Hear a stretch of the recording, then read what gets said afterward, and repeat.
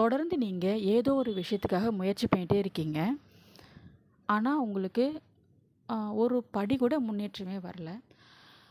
அதனால் நீங்கள் அதை ஃபெயிலியர் அப்படின்னு நினச்சிட்டு இருந்தீங்கன்னா, இந்த 4 கேள்வியுமே உங்களுக்கு தான். இதை நீங்கள் உங்ககிட்ட கேட்டுக்கிட்டால் கண்டிப்பாக உங்களோட சிந்தனை மாறும், செயலும் மாறும். முதல் கேள்வி, என்னுடைய எதிர்காலம் சிறப்பாக அமைய இன்று நான் செய்யக்கூடிய சிறிய முயற்சி எது? இது ரொம்ப பேசிக் திங்ஸை பற்றி தான் நான் பேசிகிட்ருக்கேன்.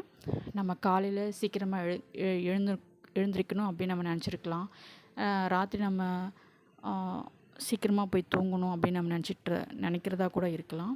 ரொம்ப சின்ன சின்ன மைன்யூட்டான விஷயங்கள் நம்ம ஃபோக்கஸ் பண்ணுறதை பற்றி தான் இந்த முதல் கேள்வி.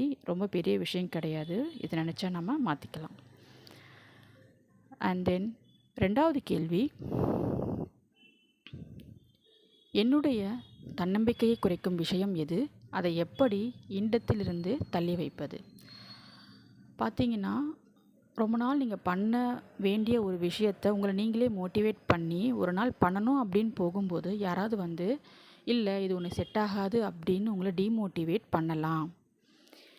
அது மனுஷங்களாக இருக்கலாம், இல்லை உங்களோட லேசினஸ், இன்னும் கொஞ்சம் நேரம் நம்ம தூங்கலாமே, இந்த வேலையை நாளைக்கு பார்த்துக்கலாமே அப்படிங்கிறதா கூட இருக்கலாம். இல்லை ஏதோ ஒரு டிவி வெப் சீரிஸில் நீங்கள் அடிக்ட் ஆகி கூட இருக்கலாம். ஏதோ ஒரு பேட் ஹேபிட்டாக கூட இருக்கலாம். ஸோ இந்த மாதிரி ஏதாவது ஒரு விஷயம் உங்ககிட்ட இருந்ததுன்னா, அது மனுஷங்களாக இருந்தால் கூட ஒன்று அவங்கள தள்ளி வைங்க, இல்லைன்னா கம்ப்ளீட்டாக அவங்கள ஒதுக்கிடுங்க. அண்ட் தென் 3rd ஒன் பார்த்தீங்கன்னா, என் மனம், புத்தி, உடல் அமைதியாக இருக்கும் பழக்கத்தை துவக்க என்ன செய்ய வேண்டும்? இது பார்த்திங்கன்னா கான்சன்ட்ரேஷன் பற்றி. நம்மளோட மனம், புத்தி, உடல் 3மே சேர்ந்து ஒரு வேலையை பண்ணுறதுக்கு பேர் என்ன? கான்சன்ட்ரேஷன். ஸோ அந்த ஒரு கான்சன்ட்ரேஷன் நமக்கு கண்டிப்பாக வேணும். அது இருந்ததுன்னா நமக்கு இந்த ஞாபக மறதி அப்படிங்கிற ஒரு விஷயம் இப்போ நம்ம நிறையவே ஃபேஸ் பண்ணுறோம். அது இல்லாமல் இருக்கும் இல்லையா? ஸோ அந்த மாதிரி நம்ம கான்சன்ட்ரேஷன் பண்ணக்கூடிய செயலை, ஒரு பழக்கத்தை நம்ம எப்படி ஸ்டார்ட் பண்ணலாம் அப்படின்னு பார்த்து, ஏதாச்சும் ஒரு ஃபிசிக்கல் ஆக்டிவிட்டி பண்ணுறது, ஏதாச்சும் ஒரு ஒர்க் அவுட், ஜிம் போகிறது, இது பண்ணால் நம்ம கண்டிப்பாக இந்த கான்சன்ட்ரேஷன் லெவலை வச்சு தான் நம்ம பண்ணுவோம். ஒரு கோயிலுக்கு போனால் கண்டிப்பாக நமக்கு ஒரு 5 நிமிஷம் இதில் சாமியை பார்க்குற 5 நிமிஷம் நமக்கு அந்த கான்சன்ட்ரேஷன் லெவல் இருக்கும். பாசிட்டிவ் பீப்புள் கூட கான்வர்சேஷன் பண்ணும்போது, ஒரு புக் ரீடிங், ஒரே ஒரு பேஜ் படிக்கிறது, வாக்கிங், இது எல்லாமே நம்மளுக்கு கான்சன்ட்ரேஷன் லெவல் இம்ப்ரூவ் பண்ணும். ஒரு நாளைக்கு ஜஸ்ட் ஒரு 10 மினிட்ஸ் இருந்தால் கூட போதும், அந்த கான்சன்ட்ரேஷன் லெவல், உடல், மனம், புத்தி அமைதியாக இருக்கும். And then 4th one, last one பார்த்தீங்கன்னா, இன்று எந்த செயலை நான் முழு கவனத்துடன் செய்தேன்? லாஸ்ட் கொஷனுக்கும் இதுக்கும் கனெக்டடு.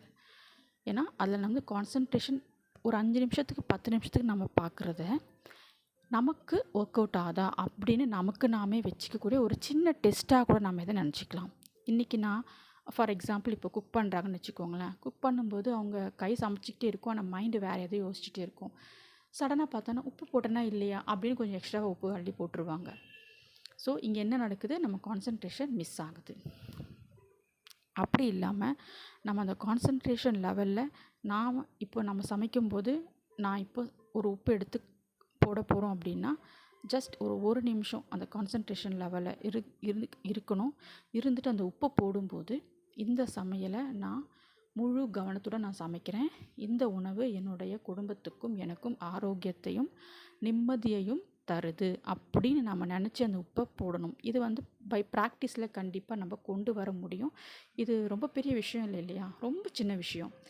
இது நம்ம ப்ராக்டிஸ் கண்டிப்பாக பண்ணணும். இதை நான் ட்ரை பண்ணி நான் சக்ஸஸ் ஆனதால தான் உங்களுக்கு சொல்லிகிட்ருக்கேன். ஸோ அந்த உப்பு போடுற அந்த செகண்ட், இந்த 2 விஷயத்தை நினச்சிக்கிட்டிங்கன்னா உங்களோட கான்சன்ட்ரேஷன் லெவல் இம்ப்ரூவ் ஆகும். இது சமையலுக்கு மட்டுமே கிடையாது, மற்ற எல்லா விஷயமே. இப்போ நீங்கள் கண்டினியூஸாக ரீல்ஸ் பார்த்துட்டே இருக்கீங்கன்னா உங்கள் மொபைல் அலார்ம் செட் பண்ணிக்கோங்க. ஒரு 20 மினிட்ஸுக்கு ஸ்டார்டிங்கில் ஒரு 10 மினிட்ஸ் கூட வச்சுக்கோங்க. இப்போ நான் மொபைலை தொட மாட்டேன், அலாரம் அடித்ததுக்கப்புறம் வேணால் நீங்கள் திரும்பவும் மொபைல் எடுத்து ரீல்ஸ் பார்க்குறதோ உங்களுக்கு பிடிச்சது பார்க்குறதோ பார்த்துக்கலாம். ஆனால் அந்த 10 மினிட்ஸ் பார்க்காதீங்க. அடுத்து ஒரு 20 மினிட்ஸ் ஆக்கிக்கோங்க. இந்த மாதிரி சின்ன சின்னதாக நாமளே இம்ப்ரூவ் பண்ணிக்கிட்டே இருந்தால் தான் நம்மளோட ஆக்டிவிட்டீஸில், பிஹேவியரில், நம்மளை சுற்றி நம்ம சரௌண்டிங்கில் ரொம்ப பெரிய மாற்றங்கள் வரும். ஓகேங்களா? ஸோ காலையில் எழுந்திரிக்கிற ஹேபிட்டாக இருக்கலாம், ராத்திரி தூங்க போகிற ஹேபிட்டாக இருக்கலாம், எல்லாமே நாம் நினச்சா மாற்றலாம். இந்த 4 கேள்வியும் உங்ககிட்ட நீங்கள் தினமும் கேட்டுக்கோங்க. சிந்தனை மாறும், வாழ்க்கை மாறும். தேங்க்யூ.